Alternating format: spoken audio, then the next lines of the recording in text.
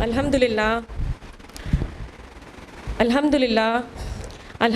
رب العالمین والصلاۃ والسلام علی رسولہ الکریم وعلی آلہ واصحابہ اجمعین، اما بعد، واعوذ باللہ من الشیطان الرجیم، بسم اللہ الرحمن الرحیم، رب اشرح لی صدری ویسر لی امری واحلل عقدۃ من لسانی یفقہوا قولی۔ ڈیئر آل، السلام علیکم ورحمۃ اللہ وبرکاتہ۔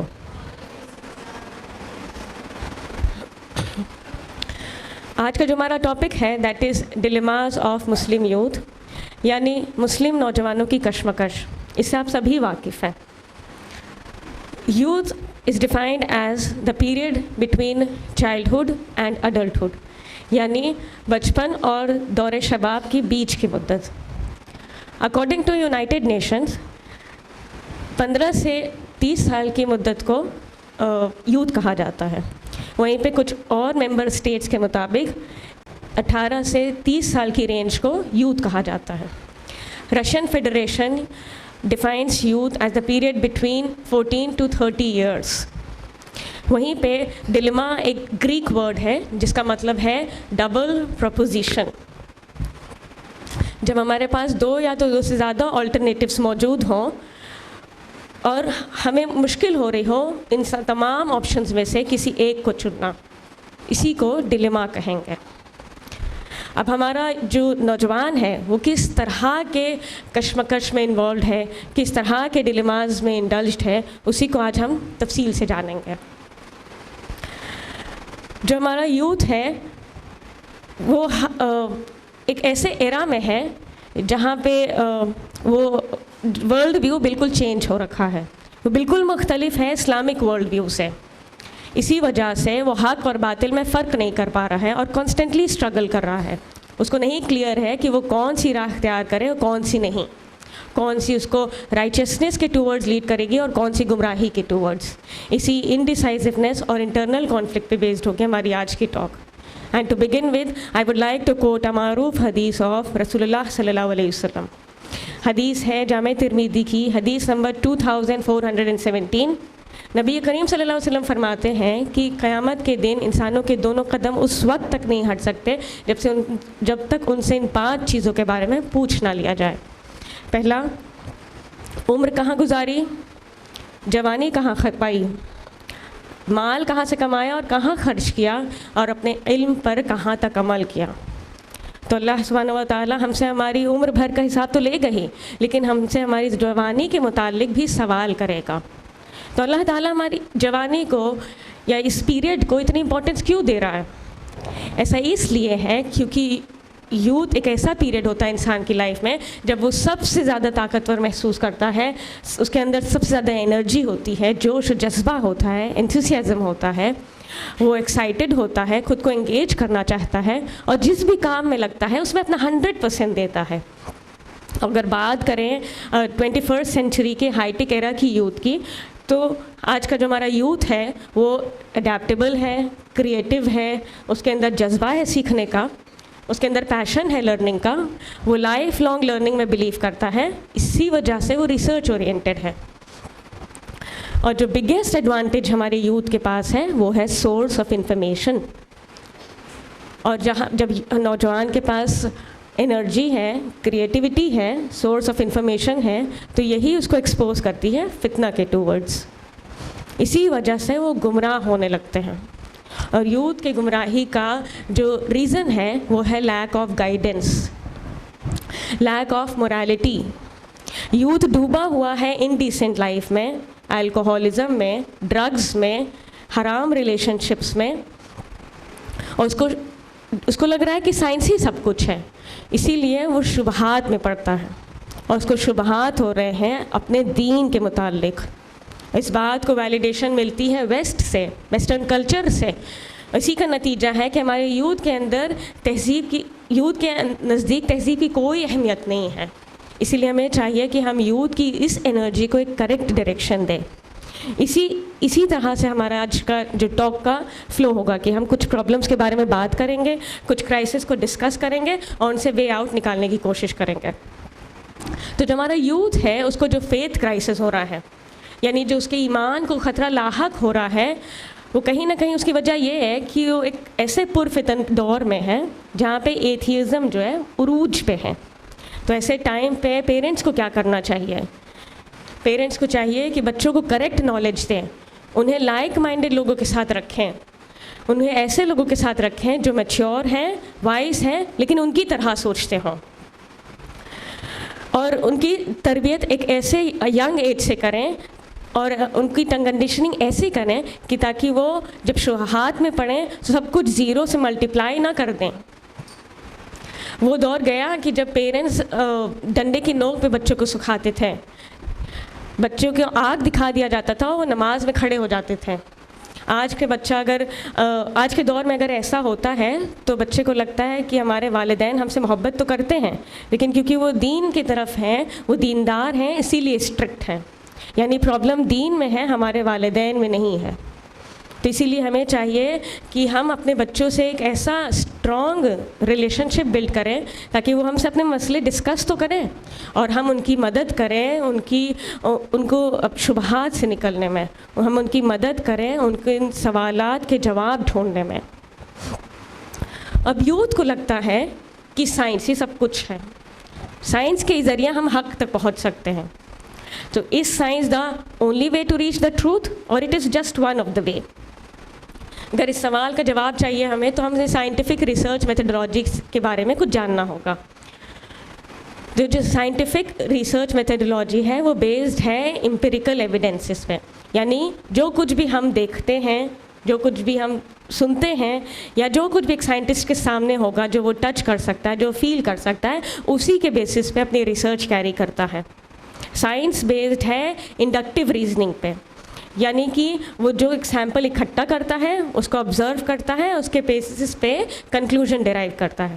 اس کو ہم ایک ایگزامپل کے ذریعے سمجھتے ہیں کہ اگر ہمارے پاس ایک بیگ ہے سکوں سے بھرا ہوا، اس میں سے ہم نے ایک سکہ نکالا، وہ 5 روپے کا تھا، دوسرا نکالا وہ بھی 5 روپے کا تھا، تیسرا نکالا وہ بھی 5 روپے کا تھا. اس طرح سے ہم نے 5 کوائنس کا ایک سیمپل اکٹھا کیا اور اس کو آبزرو کیا، اس کے بیسس میں یہ کنکلوڈ کیا کہ اس بیگ میں سارے ہی سکے 5 روپے کے ہیں.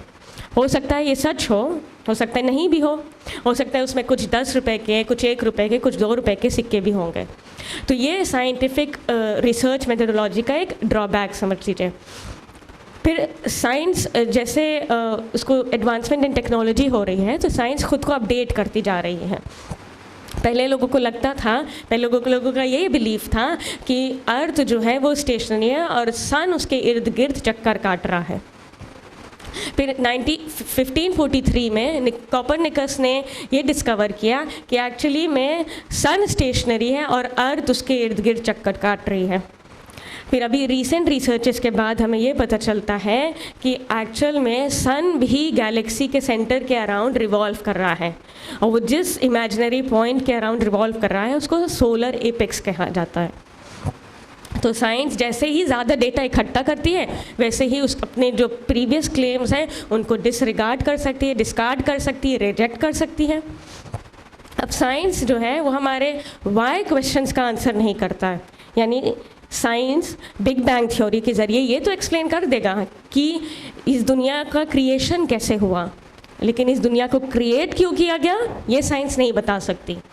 وہیں پہ ایولیوشن تھیوری کے ذریعے سائنس یہ تو بتا سکتی ہے کہ کیسے ہیومن بینگ کا ایولیوشن ہوا، لیکن ہیومن بینگ کا اس دنیا پہ ایگزسٹنس کا مقصد کیا ہے، اسے کیوں اس دنیا پہ بھیجا گیا، یہ سائنس ایکسپلین نہیں کر سکتی. اس کے علاوہ سائنس بالکل بھی کنسرنڈ نہیں ہے ویلیوز کی طرف، ایتھکس کی طرف. یعنی کہ ہمیں پتہ ہے کہ کسی کا مرڈر کرنا، کسی کو مار دینا مورلی کریکٹ نہیں ہے، لیکن اگر کوئی سائنٹیفک پرسپیکٹیو سے دیکھے گا تو اس کو لگے گا کہ اگر کسی کا مرڈر بھی ہو رہا ہے تو وہ بھی ٹھیک ہے، وہ بھی جائز ہے، کیونکہ جب کسی کا مرڈر ہو رہا ہے تو ہم ایک طرح سے ہم پاپولیشن کو کنٹرول کر سکتے ہیں اور سوئل کو بھی فائدہ ہو رہا ہے. تو یعنی کہ ان کو بالکل بھی کنسرنڈ نہیں ہوتا ہے، سائنس بالکل بھی کنسرن نہیں ہے ویلیوز کے ٹوورڈز.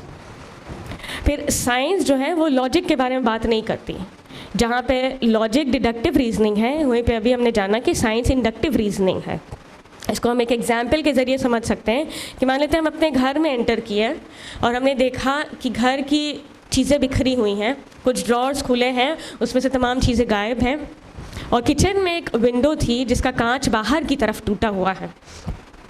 اب کوئی اگر سائنٹیفک پرسپیکٹیو سے اس سچویشن کو دیکھے گا تو وہ ہم سے کچھ سوال کرے گا, پوچھے گا کہ کیا آپ نے چور کو دیکھا, کیا اس کو سنا, کیا وہ آپ کے سامنے تھا, کیا آپ نے اس کو ٹچ کیا, کیا اس کو فیل کیا. اگر ہمارا جواب نہ میں ہوگا تو وہ کہے گا یعنی چور ایگزسٹ ہی نہیں کرتا, تو چوری ہوئی ہی نہیں ہے. لیکن اگر کوئی لاجیکل پرسپیکٹیو سے اس کو دیکھے گا تو وہ کہے گا کہ ہاں چیزیں بکھری ہوئی ہیں, چیزیں غائب ہیں, یعنی چوری تو ہوئی ہے, اور چور کچن کی وہ جو کھڑکی ہے جس کا کانچ باہر کی طرف ٹوٹا ہے اس راستے سے باہر کی طرف گیا ہے. اگر اب ہم بات کر رہے ہیں لاجک کی, تو نوجوان کے من میں یہ بھی بہت سوال آتا ہے کہ کیا اسلام لاجیکل ہے یا صرف بلائنڈ فالوئنگ ہے.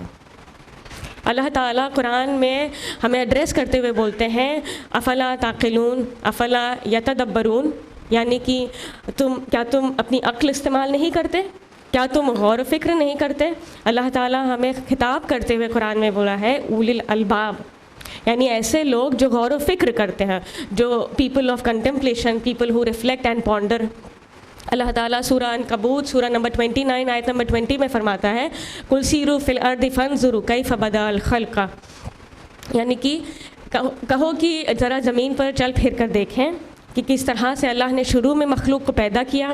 اللہ تعالیٰ سورہ آل عمران سورہ نمبر 3 آیت نمبر 190 میں فرماتا ہے انا فی خلق السماوات واختلاف اللیل والنہار لآیات لأولی الالباب, بے شک دن اور رات کی تخلیق میں, اور بے شک زمین اور آسمان کی تخلیق میں اور دن اور رات کے آنے جانے میں عقل والوں کے لیے نشانیاں ہیں. اللہ تعالیٰ سورہ غاشیہ سورہ نمبر 88 آیت نمبر 17 سے 20 میں فرماتا ہے تو کیا یہ لوگ اونٹوں کو نہیں دیکھتے ہیں کہ اس کو کس طرح سے پیدا کیا گیا ہے, کس طرح اللہ تعالیٰ نے آسمان کو بلند کر دیا, پہاڑ کو گاڑ دیا اور زمین کو بچھا دیا. تو اللہ تعالیٰ ہمیں غور و فکر کرنے کی نصیحت کرتا ہے. اور پھر بعض وقت قرآن میں اللہ تعالیٰ سمعنا و اطعنا کی بات کرتا ہے, یعنی سنو اور اطاعت کرو. تو اگر ہم اس کو ایک ساتھ سمجھنے کی کوشش کریں تو اسلام کمپلیٹلی لاجیکل ہے. اسلام ہمیں انکریج کرتا ہے کہ ہم اپنی عقل و فہم کو استعمال کریں, اپنے لاجک کو استعمال کریں, انڈکٹیو ریزننگ استعمال کریں, ڈیڈکٹیو ریزننگ استعمال کریں, اور ان باتوں پر ایمان لائیں کہ اللہ تعالیٰ ایگزسٹ کرتا ہے. قرآن اللہ تعالیٰ کا کلام ہے اور نبی کریم صلی اللہ علیہ وسلم اللہ کے میسنجر ہیں. اس کے بعد سمعنا و اطعنا, جب ہم نے جانا کہ اللہ تعالیٰ ہمارا رب ہے تو اس کے بعد ہمیں اس کے کمانڈمنٹس کو فالو کرنا ہوگا. اس کو اگر ہم ایک ایگزامپل کے ذریعے سمجھیں کہ مان لیتے ہیں ایک پیشنٹ ہے جس کو لگ رہا ہے کہ مجھے کوئی ہارٹ ڈیزیز ہوئی ہے, اور وہ لوگوں سے مشورہ کر رہا ہے, انٹرنیٹ پہ سرچ کر رہا ہے, ریویوز پڑھ رہا ہے, اور اس کو اپنے شہر کے بیسٹ کارڈیولوجسٹ کے بارے میں پتہ چلتا ہے.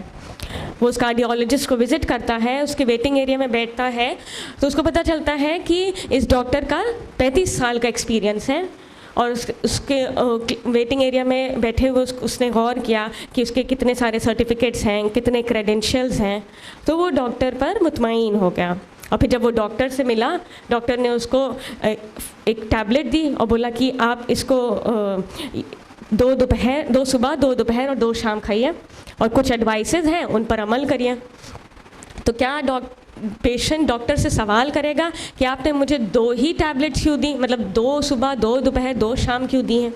وہ نہیں کرے گا, کیونکہ اس نے انویسٹیگیٹ کیا, وہ ڈاکٹر پر یقین کیا, اور پھر اس کے لیے آسان ہو گیا اس کی بات پر عمل کرنا. اسی طرح سے جب ہم اللہ پر پختہ ایمان لے آئیں گے تب ہمارے لیے آسان ہوگا اللہ کے احکام کو فالو کرنا. بظاہر اللہ کی ذات بہت عظیم ہے. ہمارا مقصد یہاں کمپیریزن کرنا نہیں ہے, بلکہ آپ کو یہ سمجھانا ہے کہ جب ہم اللہ کی مخلوق کے بارے میں انویسٹیگیٹ کرتے ہیں اور اس کی کمپیٹنس پر اطمینان کر کے اس کی باتوں پر عمل کرنے لگتے ہیں, تو اللہ جو خالق کائنات ہے, جس کی کریشن اس کی عظمت کی گواہی دیتی ہے, جب ہم غور و فکر کریں, اگر ہم نیچر میں دیکھیں کہ اللہ کی جو میجسٹک فینومینا ہے نیچر کے, جو ریمارکیبل ایسٹرونومیکل فیکٹس ہیں, اگر ان سب چیزوں پر ہم غور کریں تو ہمیں اللہ کی معرفت حاصل ہو سکتی ہے. تب ہم اللہ کی کبریائی بیان کریں گے, اللہ کی اللہ پہ پختہ ایمان رکھیں گے اور پھر ہمارے لیے آسان ہوگا اللہ کی اطاعت کرنا، اللہ کے احکام کو فالو کرنا۔ اگر کوئی یہ کہتا ہے کہ مسلم عورتیں خود کو کور کیوں کرتی ہیں، یا الکوہولزم حرام کیوں ہے، یا تم لوگ پوک کیوں نہیں کھاتے ہیں، تو اس کا بہت سمپل سا یہ آنسر ہے کیونکہ ہمارے رب نے ہم سے کرنے کو کہا ہے۔ اور اگر کوئی ہمیں کیسے پتہ ہے کہ فرشتے ایگزسٹ کرتے ہیں، یا ہمیں آخرت کے کانسیپٹ پہ ایمان کیسے ہے، یا ہمیں یہ کیسے پتا کہ عیسیٰ علیہ السلام نے اندھوں کو بینائی دی تھی، یا موسیٰ علیہ السلام نے سمندر کے بیچ میں راستہ بنایا، یا ذوالقرنین کی جرنی کے بارے میں، یا یاجوج ماجوج کے بارے میں، یا صالح علیہ السلام کی اٹھنی کے بارے میں، یا اصحاب الکہف کا جو واقعہ ہے۔ ہم نے ان ساری ہی باتوں پر ایمان لے کر آئے کیونکہ ہم نے ساری باتوں کو حق جانا۔ کیوں جانا؟ کیونکہ ہمارے رب نے ہم سے کہا ہے، اور اللہ تعالیٰ آل ٹروتھفل ہے اور وہ ہر شے پر قادر ہے۔ ان اللہ علی کل شیء قدیر۔ تو بعض اوقات ہم چیزوں کے پیچھے لاجک نہیں بھی بتا سکتے ہیں، کیونکہ جس طرح سے ہماری سماعت، ہماری بصارت لمیٹڈ ہے، اسی طرح سے ہماری عقل و فہم بھی لمیٹڈ ہے، اور اللہ تعالیٰ سب سے زیادہ نالجبل ہے، سب سے زیادہ وائس ہے۔ اللہ تعالیٰ العلیم ہے، الحکیم ہے۔ اللہ تعالیٰ کی وزڈم سب سے عظیم ہے، اسی لیے ہمیں اللہ کی حکمت پہ یقین کرنا، اطمینان کرنا اور اللہ کے احکام کو فالو کرنا ہے۔ اور جب بات ہو رہی ہے اللہ کی صفات کی، تو ہم نے یوتھ کو یہ بھی کہتے سنا ہے کہ جب اللہ تعالیٰ آل نالجبل ہے، آل پاورفل ہے، اللہ تعالیٰ ہر شے پر قادر ہے، اللہ تعالیٰ رحمان الرحیم بھی ہے، تو پھر جو دنیا میں ایولز ہو رہے ہیں، یعنی کہ جو لوگ بھوک سے مر رہے ہیں، جو لوگ ٹیریبل ایکسیڈنٹ سے جن کی موت ہو رہی ہے، یا جن کی موت بیماریوں سے ہو رہی ہے، تو ایسا کیوں ہو رہا ہے؟ اور پھر اسی وجہ سے وہ شبہات میں پڑنے لگتے ہیں اور اللہ کے ایگزسٹنس کو ہی ڈاؤٹ کرنے لگتے ہیں۔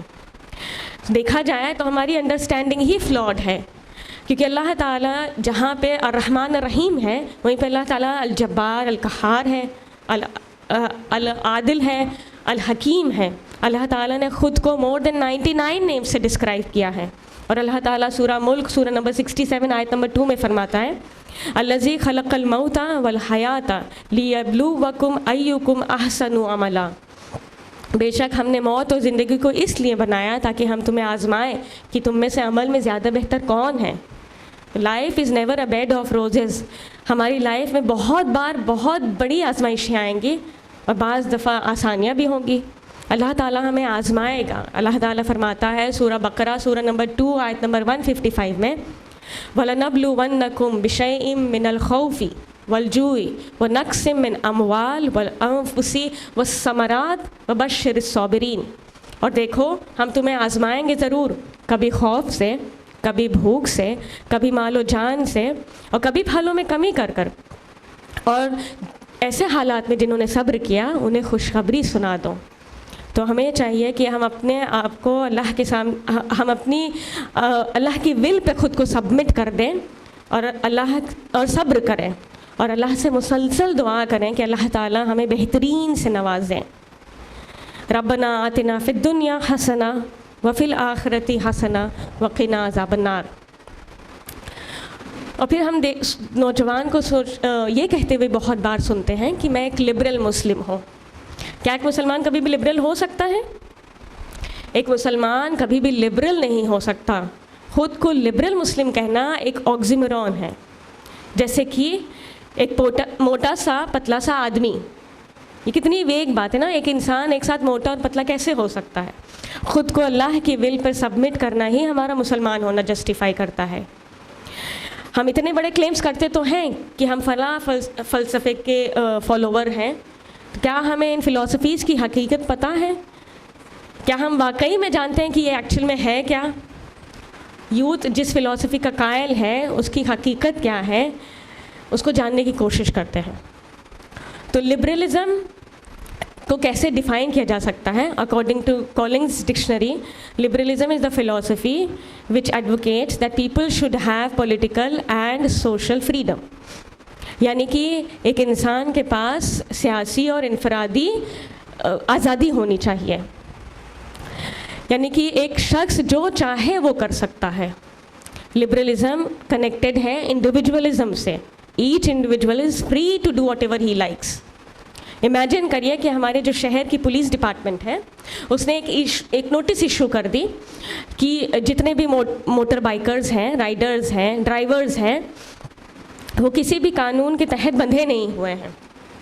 تو ہمیں کیا دیکھنے کو ملے گا کہ کوئی 60 کلومیٹر پر آور کی اسپیڈ سے ڈرائیو کرنا چاہ رہا ہے تو وہ آزاد ہے، وہ فری ہے، تو بھی ٹھیک ہے. کوئی اگر 200 کلومیٹر پر آور کی اسپیڈ سے چل رہا ہے تو بھی ٹھیک ہے. کوئی ٹریفک سگنل پہ رکنا چاہ رہا ہے تو ٹھیک ہے، کوئی نہیں بھی رکنا چاہ رہا ہے تو بھی ٹھیک ہے. تو اس سے کیا ہوگا؟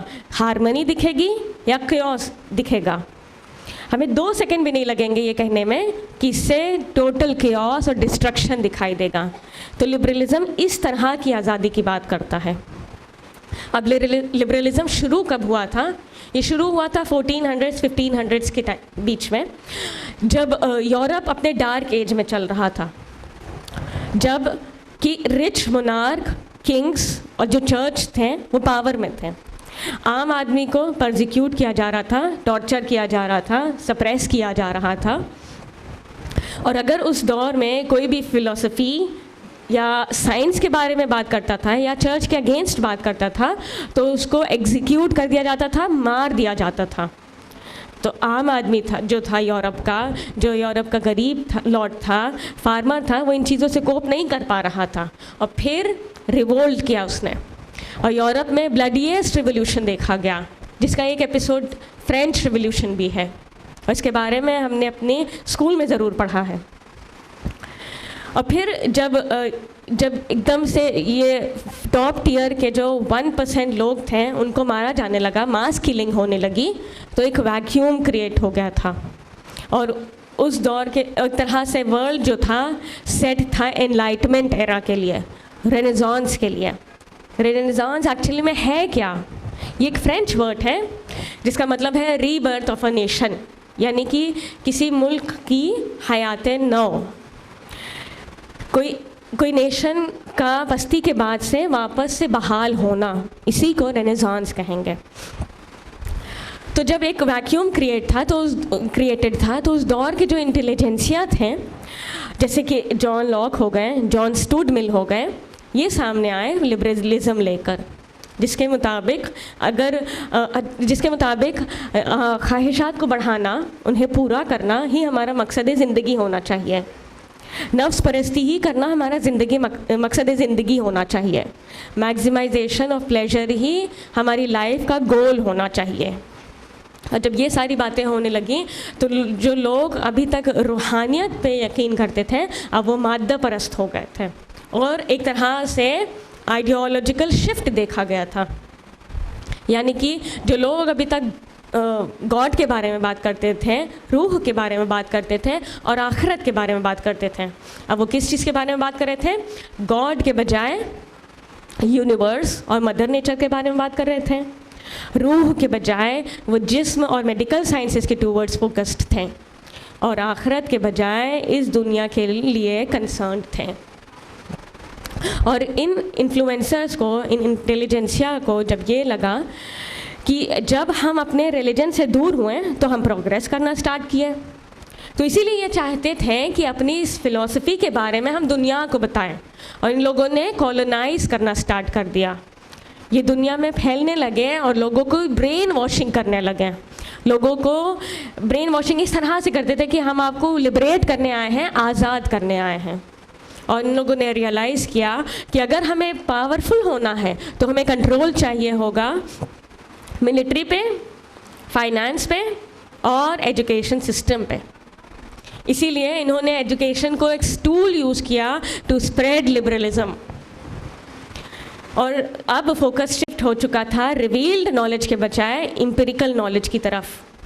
اسی کا نتیجہ ہے کہ آج ہمارا اگر بچہ میتھمیٹکس، سائنس یا انگلش ایسے فارمل سبجیکٹس میں فیل ہوتا ہے تو ہمارے لیے کتنی بڑی بات ہو جاتی ہے نا. وہیں پہ اگر ہمارا بچہ 18 سال کا ہو جائے، 24 سال کا ہو جائے اور اس کے دین کے بیسکس بھی نہ پتہ ہو تو یہ ہمارے لیے ورثم نہیں ہوتا ہے. اب جب لبرلزم اسپریڈ ہونا شروع ہوا تھا اور جو ابھی تک جو دنیا تھی، جو ورلڈ تھا، وہ کنگس کی ٹیریٹری کے فارم میں تھا. تو سوسائٹی میں فیملی سینٹرک سسٹم دکھائی دیتا تھا، جس کے مطابق ایک فیملی کا ایک چھوٹا سا بزنس ہوتا تھا. اس فیملی کی جتنی فائنینشیل نیڈز ہوتی تھیں وہ اس بزنس سے ہی پوری ہوتی تھیں. اس فیملی میں جتنے فرد ہوتے تھے وہ بزنس اتنا فلرش کرتا تھا. اس فیملی کا جو بچہ ہوتا تھا اس کی پرورش اور اس کی تربیت کی ذمہ داری اس فیملی کے سارے ممبرس پہ ہوا کرتی تھی.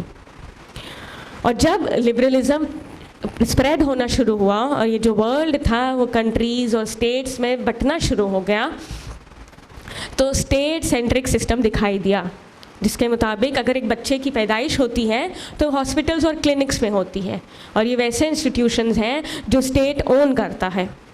اب کیونکہ والدین ورکنگ ہیں تو بچے کو ڈے کیئر بھیجا جائے گا، پھر وہیں سے اسکول، پھر کالجز، اور پھر وہیں سے وہ کسی ملٹی نیشنل کمپنی میں اس کو جاب مل جائے گی.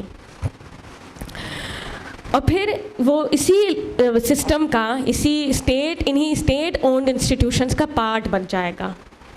اور اسی وجہ سے ہمارا جو آج کا یوتھ ہے وہ مادہ پرست ہو گیا ہے، مٹیریلسٹک ہو گیا ہے، وہ انفلوئنسڈ ہے مٹیریلزم سے، کنزیومرزم سے، کیپٹلزم سے. اسی وجہ سے اس کے اندر مال کی محبت بڑھتی جا رہی ہے. ہم اپنے بچوں کو ایجوکیشن اس لیے نہیں دینا چاہتے کہ ہم ان کو انٹلیکچوئل بنانا چاہتے ہیں، ان کا ورلڈ ویو چینج کرنا چاہتے ہیں، بلکہ ہم اپنے بچوں کو ایجوکیشن سے اس لیے دینا چاہتے ہیں تاکہ انہیں ایک اچھے انسٹیٹیوشن میں جاب ملے، وہ ایک اچھے انسٹیٹیوشن میں ایڈمیشن ملے، وہ ایک اچھی جاب سیکیور کریں، اور پھر ان کا پیکج بہت اچھا ہو اور وہ ایک لگژوریس لائف لیڈ کریں. اللہ تعالیٰ فرماتے ہیں سورہ تکاثر، سورہ نمبر 102 آیت نمبر 1 اور 2 میں، الہاکم التکاثر حتی زرتم المقابر. ایک دوسرے سے اس دنیا کا عیش حاصل کرنے کی حوث میں تمہیں غفلت میں ڈال رکھا ہے، یہاں تک کہ تم اپنے قبروں تک پہنچ جاتے ہو. اسی سے ریلیٹڈ ایک حدیث بھی ہے، حدیث ہے صحیح بخاری کی، حدیث نمبر 6438. نبی کریم صلی اللہ علیہ وسلم فرماتے ہیں کہ اگر ابن آدم کو ایک وادی بھی سونے کی دے دی جائے تو وہ دوسرے کی طلب کرے گا، اور کچھ بھی اس کا پیٹ نہیں بھر سکتا سوائے قبر کی مٹی کے. تو لبرلزم ہمیں یہی سکھاتا ہے کہ ہم مادہ پرست بنیں، ہم خود غرض بنیں، ہم خواہشات کی پیروی کریں، خواہشات کو اپنا الہ بنائیں. کیا ایک مسلمان میں ان میں سے کوئی بھی ایٹریبیوٹس ہو سکتی ہیں؟ بالکل بھی نہیں. اسی لیے ایک مسلمان کبھی بھی لبرل نہیں ہو سکتا. ہمارے لیے بس اتنا کافی نہیں ہونا چاہیے کہ ہماری پیدائش ایک مسلم فیملی میں ہوئی ہے، بلکہ we should live and die as a Muslim. ہمارے بلیوز، ہماری ویلیوز، ہمارا وے آف لائف، ہمارا مسلم ہونا ٹیسٹیفائی کرنا چاہیے.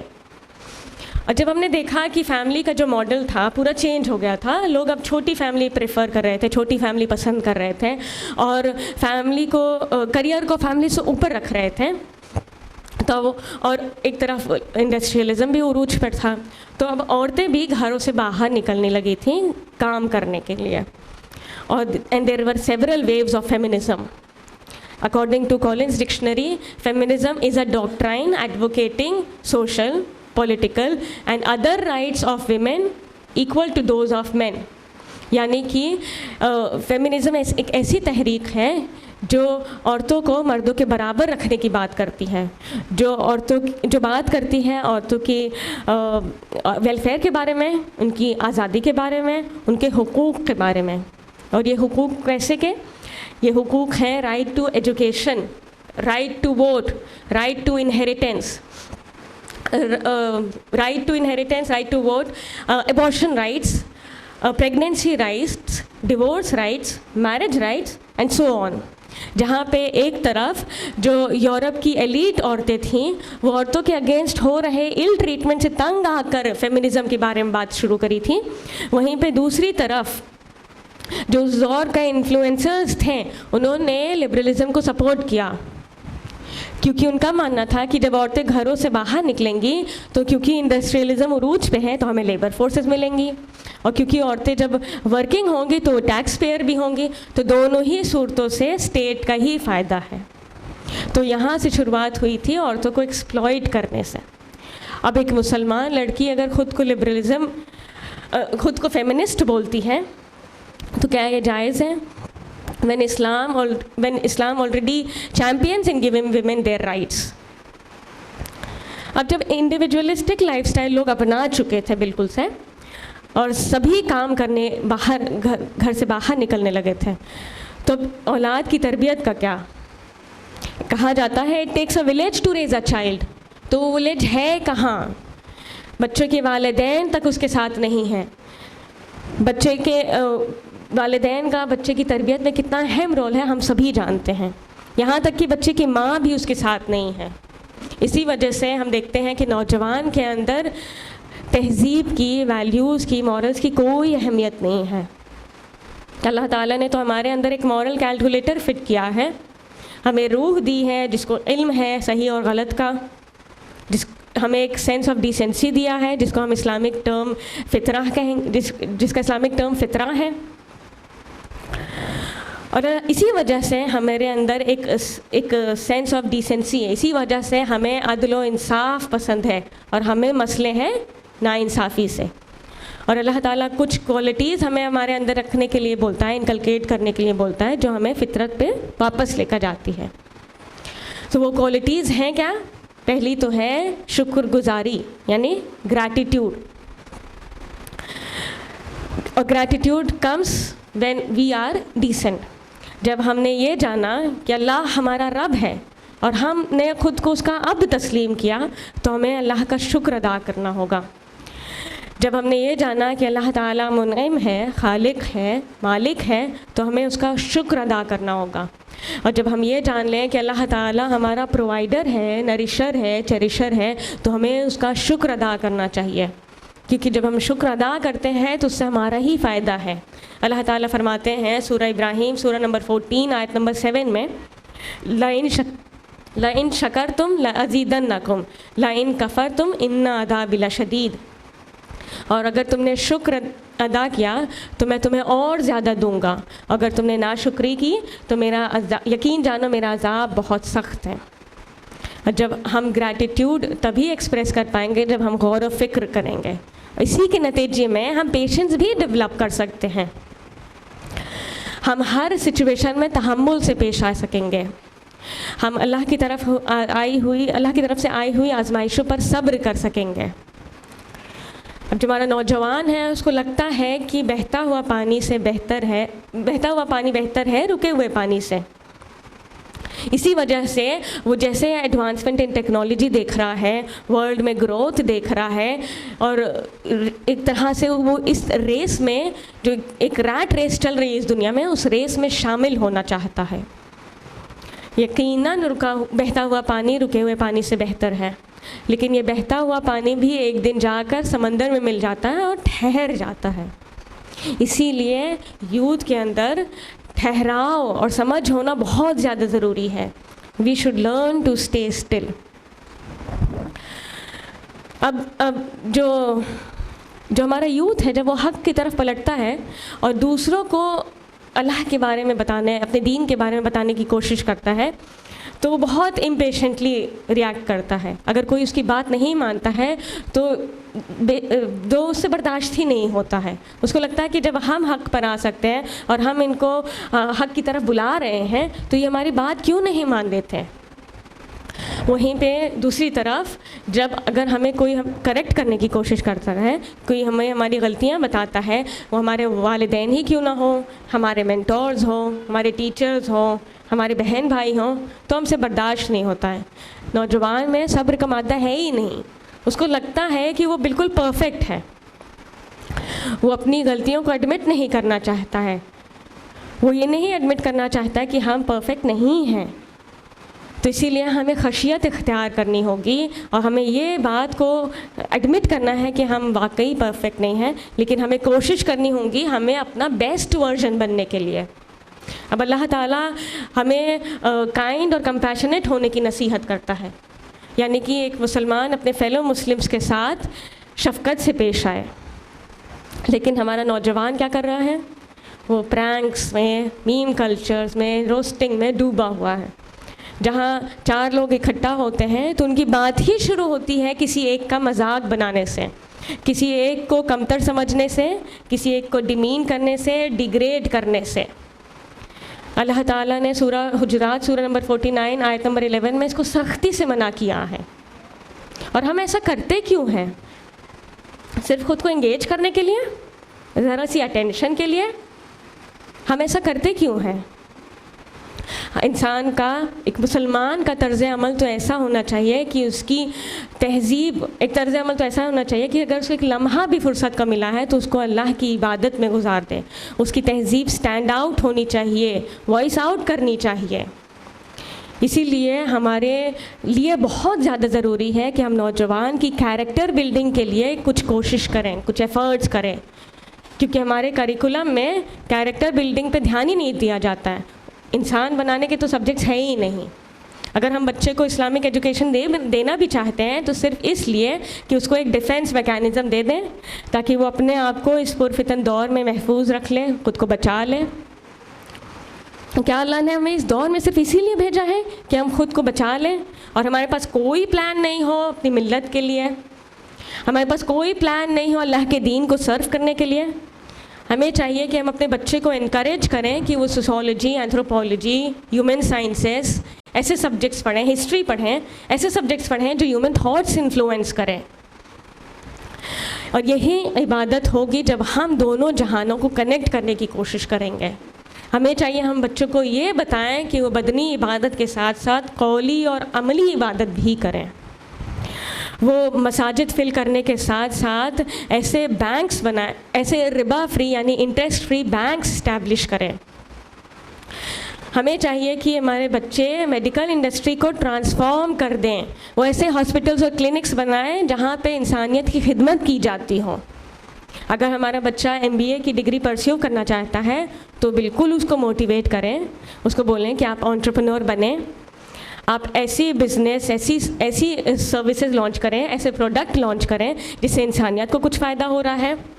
آپ اس سے $1 ملین بھی کمائیں لیکن اس کو تقسیم کر دیں اپنے ہی لوگوں میں. ہمیں چاہیے ہم بچوں کو بتائیں کہ وہ ایسے پائنیئرز ان میڈیا بنیں، ایسے جرنلسٹ بنیں جو لوگوں تک حق پہنچاتے ہوں. اس کے لیے کیا کرنا ہوگا؟ اس کے لیے $1 ملین نہیں چاہیے، اس کے لیے بس چاہیے کریکٹ مائنڈ سیٹ. ہمیں کچھ بڑا سوچنا ہوگا، کچھ کریٹو سوچنا ہوگا. یوتھ جس رول ماڈل کی تلاش میں ہے نا، اس کو اپنے اندر ہی ڈھونڈنا ہوگا. اللہ تعالیٰ نے ہمیں ایک ایسی پوزیشن آف رسپانسبلٹی پہ رکھا ہے، ایک ایسی لیڈرشپ کی پوزیشن پہ رکھا ہے کہ جو کچھ بھی ہم لوگ، جس طرح سے ہم بات کرتے ہیں، جس طرح سے ہم چلتے ہیں، جسے ہم ٹیکسٹ کرتے ہیں، جیسے پوسٹ کرتے ہیں، جیسے ہیش ٹیگز یوز کرتے ہیں، اس سے دوسرے انفلوئنس ہوتے ہیں. اسی لیے ہم اس چیز کو ریئلائز کریں کہ ہم دوسروں کے لیے ہم ایمبیسڈر ہیں دین کا. اور ہمیں یہ چاہیے کہ ہمارے پاس پلان ہو فیوچر کو ایک بہتر جگہ بنانے کے لیے، ہمارے پاس پلان ہو اس دنیا کو بہتر کرنے کے لیے، اور یہی عبادت ہوگی. اللہ کے رسول صلی اللہ علیہ وسلم کی حدیث ہے صحیح بخاری کی حدیث نمبر 6806. قیامت کے روز جو 7 لوگ اللہ کے عرش کے سائے میں ہوں گے، ان میں سے ایک وہ ہوں گے جنہوں نے اپنی جوانی اللہ کی عبادت میں گزاری.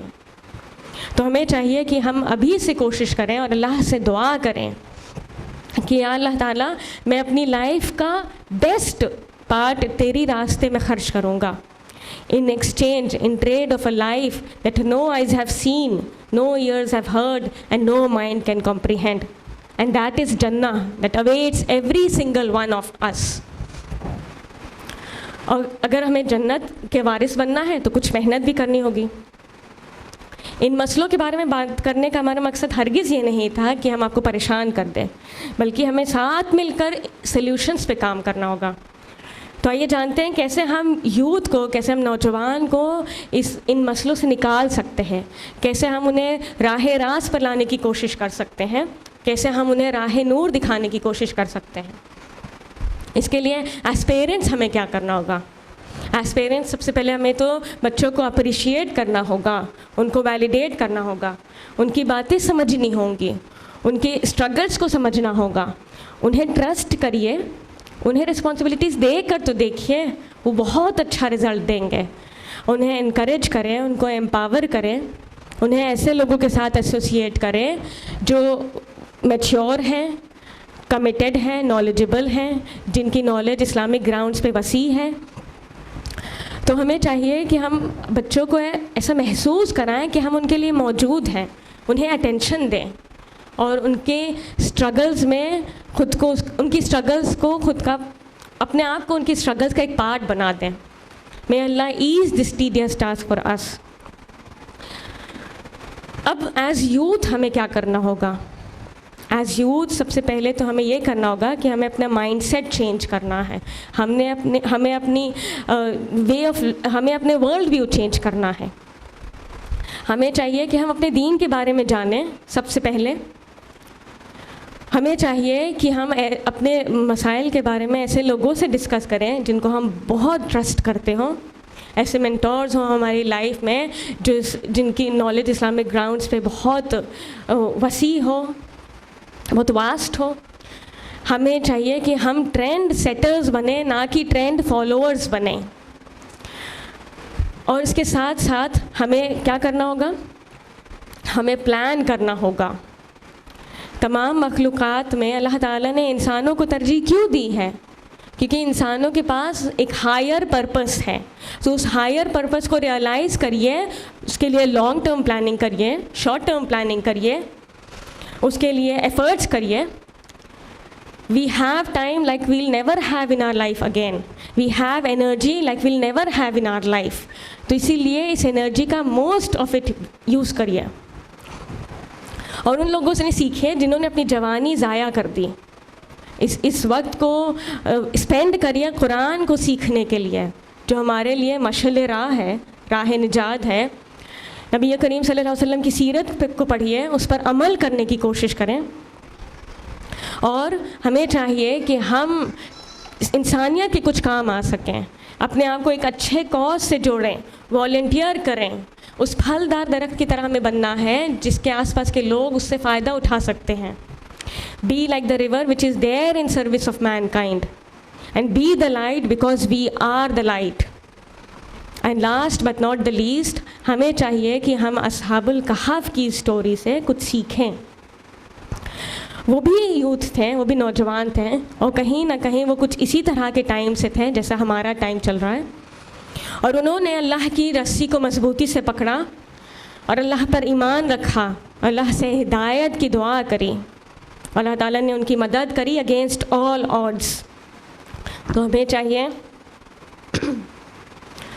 چاہیے کہ ہم بھی اللہ کی طرف سے آنے والی ہدایت کے طلبگار بنیں اور اللہ سے دعا کرتے رہیں. پھر دیکھیں اللہ تعالیٰ ہماری مدد ایسے کرتا ہے in ways that we can never anticipate. Because whosoever Allah guides, then they are truly committed to guidance. اللہ ان پر اپنی رحمت نازل کرتا ہے، اللہ ان کے لیے بھلائی کا راستہ مہیا کرتا ہے. اور ہمیں چاہیے کہ ہم اللہ تعالیٰ سے اللہ تعالیٰ کی ول پر خود کو سبمٹ کریں، اللہ کو اپنا رب جانیں اور اللہ سے مسلسل ہدایت کی دعا کریں. I would like to end my talk with the dua of Ashab al-Kahf. ربنا آتنا من لدنک رحمتا وہیئ لنا من امرنا رشدا. اے ہمارے رب، ہم پر اپنی رحمت خاص سے نواز اور ہمارا معاملہ درست کر دے. وآخر دعوانا ان الحمد للہ رب العالمین، والسلام علیکم ورحمۃ اللہ وبرکاتہ.